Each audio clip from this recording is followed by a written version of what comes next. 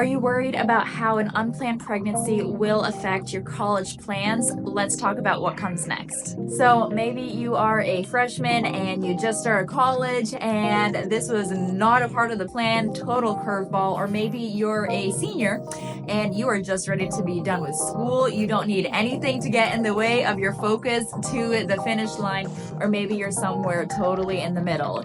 No matter what, there are options available to you, and we want to make sure that you make the most empowered, most educated decision. So the first step is to get your pregnancy medically verified. You may have taken a home pregnancy test, it said it was positive, but the next step is to let somebody, a nurse or a doctor, read the pregnancy test that they take in their office.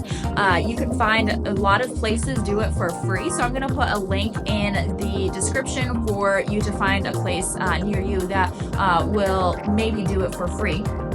So you'll get that medically verified and then get an ultrasound. And the importance of the ultrasound is that it can show your dating. So how far along you are. Maybe you might have an idea of how far along you are. Maybe you have no clue. But even if you think you have an idea, it's important to get it, the ultrasound, to get that exact dating.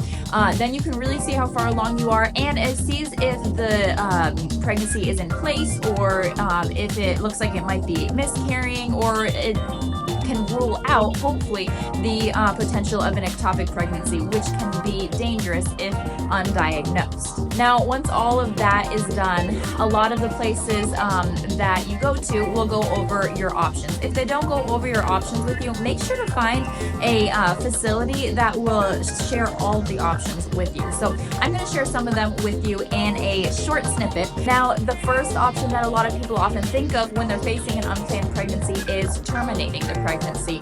Now, a lot of pregnancy resource centers that you go to won't recommend or refer for terminating a pregnancy. However, many want to make sure that you are well informed as to what different types of terminating procedures there are, and want you to make sure to have all the information available to you before then. So make sure to find that pregnancy center so that you can get fully educated on the different kinds and what impacts it could have on you now and in the future.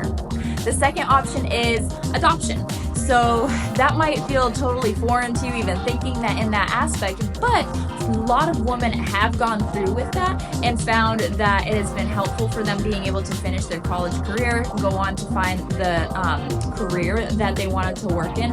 And sometimes if they choose certain adoption types, they can even stay in touch with their child as they grow up. So there are lots of different types of adoptions, from being able to stay in touch with children through maybe phone calls, maybe pictures or postcards, emails, something like that. Or maybe you're like, you know what, I'm ready once this baby is born for this time in my life to be in the past, and so you might choose a closed adoption, and that's totally okay too. You might be able to even choose the family that adopts your child. So there's a whole lot of options and empowerment that you're able to have within the adoption process if that's something that you were to choose. And the last option is parenting. So right now, you might feel totally unequipped, totally unqualified, unprepared to be able to parent a human child. And if that's how you're feeling right now, that is okay. You can take a deep breath. Thankfully, you don't have to make a decision today. So in the parenting option, there actually are different colleges and dorms that can offer some dorms for moms with babies or with kids, which I think is a really, really cool way to empower moms to be able to finish their education. There are also pregnancy centers all around the country that offer parenting classes. So if you feel like, I have no clue what I'm doing, I don't know how to parent, they'll offer parenting classes for free. And a lot of times you can even earn some materials, materials that your baby will need as they're growing up. So cribs, clothes, diapers. So a lot of times those pregnancy centers exist to be able to get those resources to you so that you're able to focus on other things like college.